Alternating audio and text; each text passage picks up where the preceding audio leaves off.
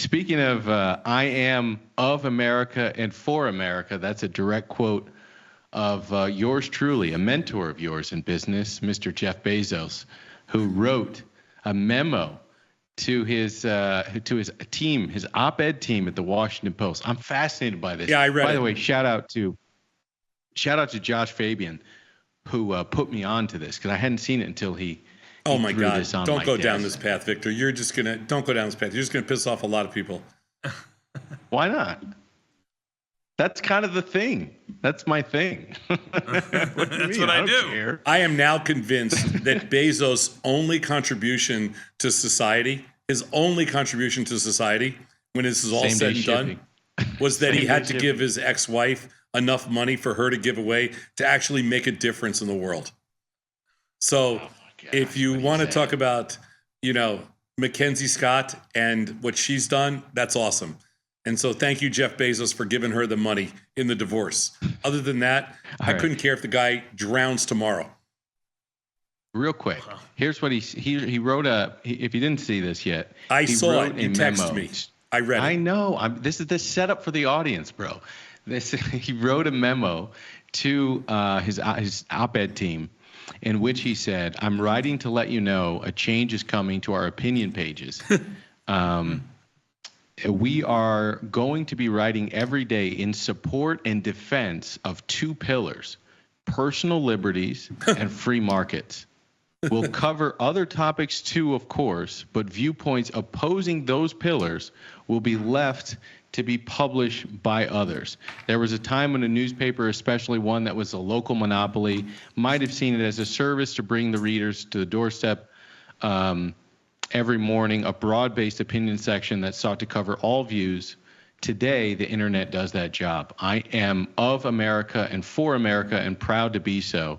Our country did not get here by being typical, and a big part of America's success has been freedom in the economic realm and everywhere else. Freedom is ethical, it minimizes coercion and practical, it drives creativity, invention, and prosperity.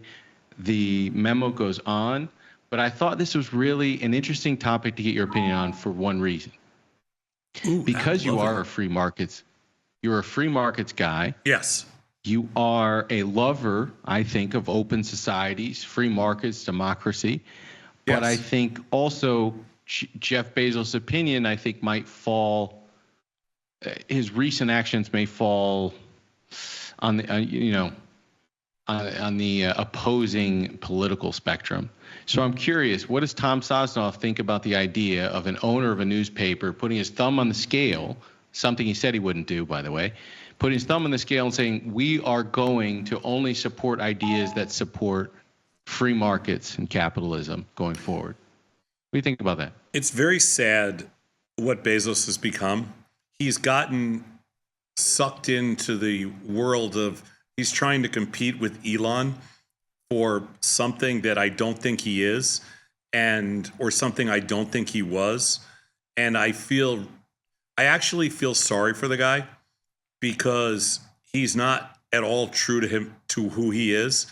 And I mean, Elon is Elon, but he's always been that. He's a spectrum guy. He's been living on the spectrum forever. And I think some of the extremes that he's gone to will surprise people like me, but I don't think Elon surprises me. Bezos surprises me because I thought he was a different person. And, now he's just kind of in a race to see who can kiss up to Trump and other, I think it's all about money now with him. I think the whole game's changed. It's a little weird. I don't actually like it. And that was almost AI written bullshit that he just read. I mean, almost. I mean, he tweaked it a little bit. I kind of feel sad for him. He's not the person I thought he was. I like people who are what you thought they are, whether you like They're them. Principled. Yeah, Principled, whether you like. You don't have to agree with not. people. Like I have lots of people I don't agree with. You're one of them. Tony's one of them. But I like you guys. One of those people. You're my friends When I because talk about those people, it's different. you are what you are. Like, just be who you are, Like, we can argue about all this political stuff and everything else, but, you don't change. I don't change. He doesn't change. The next person doesn't change. That's what I love about it. I don't like these guys. Actually, I think I can change when it comes to political spectrum. I don't agree with everybody on all sides, but Okay. Well, whatever. Most people. You seem to be unbending on one side. My point is, Bezos, nah, he lost me. Can I ask you though, a world in which, I remember having this conversation with you. It wasn't a year ago. Maybe it was like 9 months. And I remember asking you, talking about capitalism and talking about this sort of anger that seemed to be out there amongst young people, especially, that there was sort of this anger at capitalism. And to me, it felt misplaced, that we're probably mad more at the lack of competition. We're mad that there's sort of this corporatism out there. We're mad at the fact that regulation has made it very difficult to start businesses and sort of compete at a high level. We're mad that major industries basically have 2 or 3 players. That's not real capitalism at its heart. And so it felt like a lot of the anger was misguided.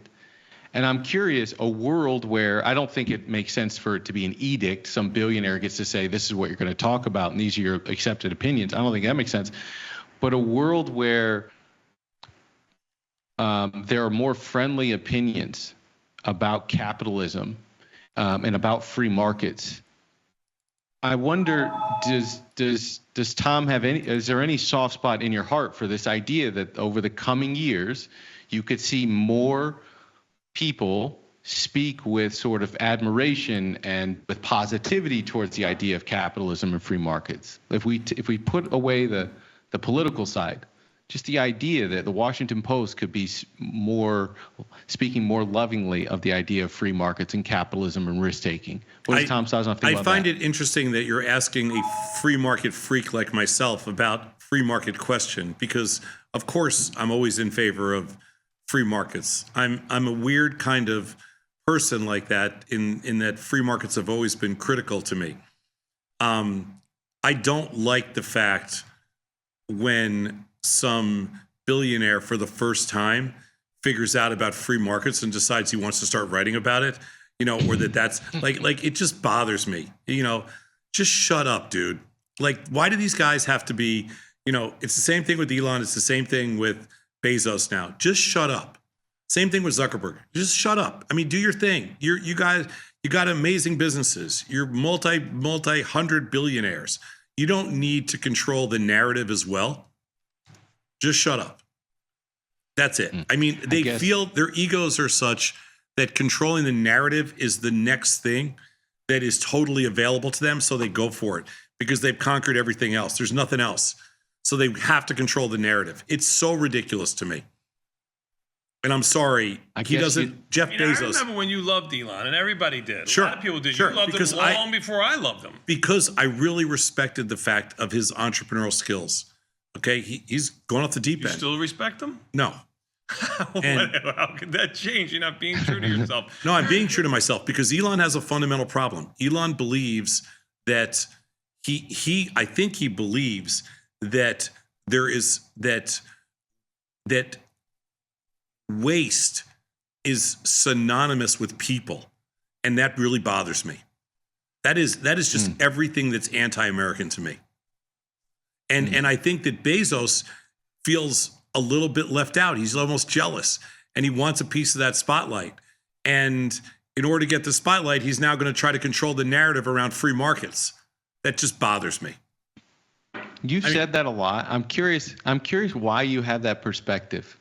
Like, why do you think Bezos is being outspoken? Because he wants to compete with Musk for that sort of top spot, and not because he's just speaking to his own incentive structure, which is, if I don't start pivoting towards the libertarian position, which is the exact same thing that Zuckerberg did, if I don't start pivoting, then some of my contracts, some of my business interests are going to be sort of threatened. So he's doing this out of his own greed. First of all, and protecting his business interests. That assumes you believe there's such a thing as a libertarian position. There is no such thing as a libertarian. A libertarian is a sheep in wolf's clothing. A libertarian is a Republican who doesn't want to admit they're a Republican. Okay, there's no such thing as a libertarian. Okay. Libertarian's the biggest bullshit thing that ever walked the face of the earth. I hate libertarians. Worse, I'd rather you just come out and say what you are. I much prefer to hang out with hardcore right-wing nutcases than libertarians. Because libertarians aren't true to themselves. You think Bezos is a libertarian? Bullshit. You think Musk is a libertarian? Okay. Bullshit. Just so you know, we don't mind libtards. I just want you to know that, right? All right. We don't mind hanging out with you. As I told Frankie the other day, the only thing that's different from a magatard and a libtard is a couple of percentage points in IQ. You guys you're going all in. To the which side? You know which side. You guys have gone all in. You know which side. There's no decorum here anymore. No. It's off the rails. Decorum. You used to. You started this. Okay, I was more than happy to talk about NVIDIA earnings today. Okay, I was more than happy to talk about daylight savings time. You had to Why? You had to go down the path of Daylight savings time. Okay. No, I'm just kidding. I'm just saying. I'm off kidding. this. You had to go down the path of trying to somehow in some way defend Jeff Bezos talking about free markets. I mean, what, he wake up today and figure out did he read his book on free markets? Yes, he did. Why do you think I'm defending Jeff Bezos? I think it's hilariously hypocritical to demand that people like you're imposing people must talk about the idea of free markets. It's sort of Come on, owners always put their view on everything hypocritical. in a newspaper. No, That's why you have op-ed certain literally newspapers that stands lean for- different directions. Op-ed literally stands for opposing views to the Yes. editorial. So Right. this section should theoretically be opposing views. I think it's hilarious that a person is saying this is what you're going to talk about, and that thing is free markets, where people are sort of allowed to have independent ideas or opposing ideas and take both sides of a marketplace. I think there's nothing about me that's defending his position. I'm curious to know what you think, because I know you don't necessarily have a sympathetic position. However, he is imposing the idea that the paper must be sympathetic towards free markets and capitalism going forward, which aids your business. So I was curious to see what your point of view was. I'm not defending him in any way, shape, or form. He doesn't need any help. It doesn't aid my business. It actually is so disingenuous that it hurts free markets. Because the beauty of free markets is that there was always people out there that didn't talk about free markets. Free markets was like a space we owned. Talking about free markets, I always felt was that's our little cool domain. We got this talk about the reason we do what we do, the reason we build the stuff that we build and do all the things that we do is because we really do love free markets, and we believe strongly in, that's why people say, why do you make markets? Why do you build financial technology? Why do you care so much about efficiency? Why do you care about liquidity? All these things. Okay, I love the whole free market. I've been talking about free markets for 40-something years. That's exactly what motivates us to do all the stuff we do. It's when the Jeff Bezoses of the world start saying, you know what? We got to start talking about free markets every day. Really, dude? Just ruin it for everybody. Talk about jumping the shark. This is the ultimate jump the shark moment for free markets. Yeah. It's just kind of disgusting. Isn't it sort of saying something that in America we had, in order to have sympathetic views towards free markets, it had to come down from a billionaire owner who had to impose it on his staff. To me, there's something sort of strange about that as well. It's getting ugly. Not sort of down strange. 0.5%. It is getting ugly down here. You mean the S&P down 32? You said 0.5%. NASDAQ down over 1%. Down. It's a little 30. scary when you're right, Victor. That what you just said is really important. It's a little scary. And Tony and I talked about this morning. We're every day they open up, you got to be really careful right here. Yeah, it seemed like they lost their oomph to the upside. Yeah, that's what it felt like. You're right. We do not need a billionaire to write about free markets to finally discover free markets. That's nauseating to me.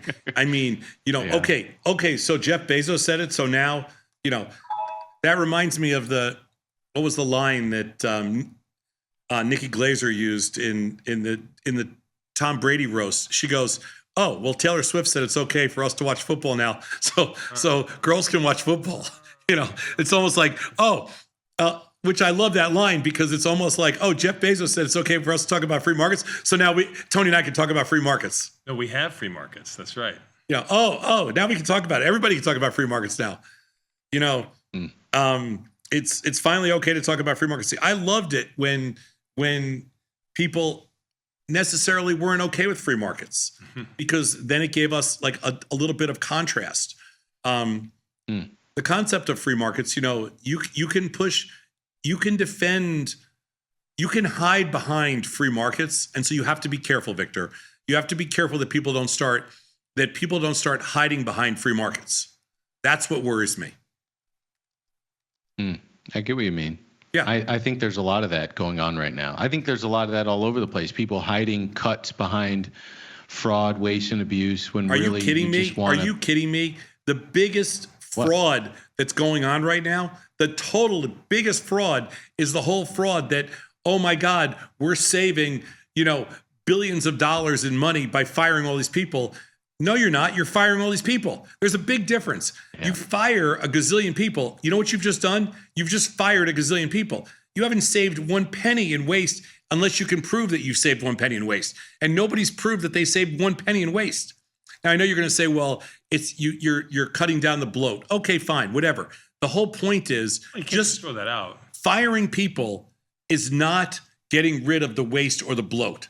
Okay, you need to do it in a way that is process driven, that's mechanical, that makes sense, that replaces different services. You can't just get rid of people. Like, that's not waste. That's stupidity. But you can hide behind free markets. Of course, you can say, hey, you know what? Let's hide behind free markets. So who cares?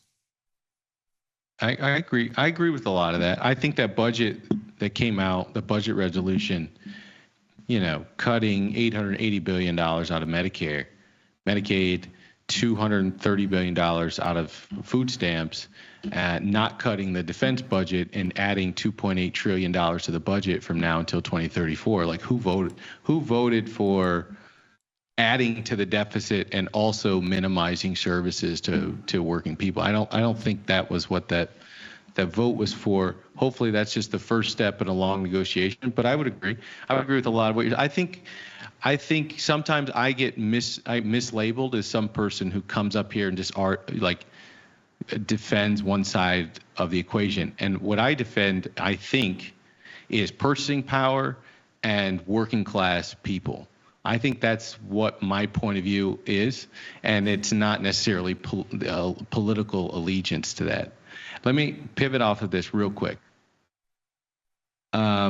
I thought it was sort of funny the last couple of days.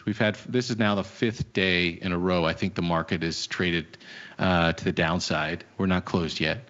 But I thought it was sort of funny, a lot of participants' narratives. 6,200, there wasn't a negative news headline that could be found, and people couldn't wait to get more long. Now, following a bad PMI print or whatever, 5 days of sell-offs here, we're now around 5,900. And now there's this massive sell everything. This is a weak market. We're headed into a growth slowdown. And it's how quickly the narrative changes in just 300 points. When in reality, for the last 5 months, Tom, we've been 6,000 plus or minus 200 points. And to me, we're I don't unchanged think on much the has NASDAQ changed. for the year. Yeah, I don't agree. I don't disagree with anything you just said. Sure, of course. Vol at 20, I mean, I'm having a hard time seeing the massive fear in the marketplace versus they were too rich at 6,200 and this is an orderly 5-day sell-off. I don't know. Am I crazy, Tom? No. Well, I don't know. Are we going by your past questions or this question that you're asking right now? Yeah, that's fair. I mean, in general, you would fall under the crazy heading, but there you go. Yeah, if we had to generalize. I don't understand why you get to take that place of moral superiority and we also must follow sort his of like narrative, not your narrative. You're the crazy man and I am the sane one. Why do you get to hold that place and assign me as the crazy person? How do you know that I'm not sort of the more neutral, sane person and you are sort of a bit more radicalized to one political opinion or the other? When your name's on the door, as Tony would say, when your name's on the door, you get to do that. I hate when he does this. I can't stand it. Fair enough. I can't fight when with you that. pay for lunch, you get to do that. I can't stand it. I'll buy my own lunch. I can't stand it.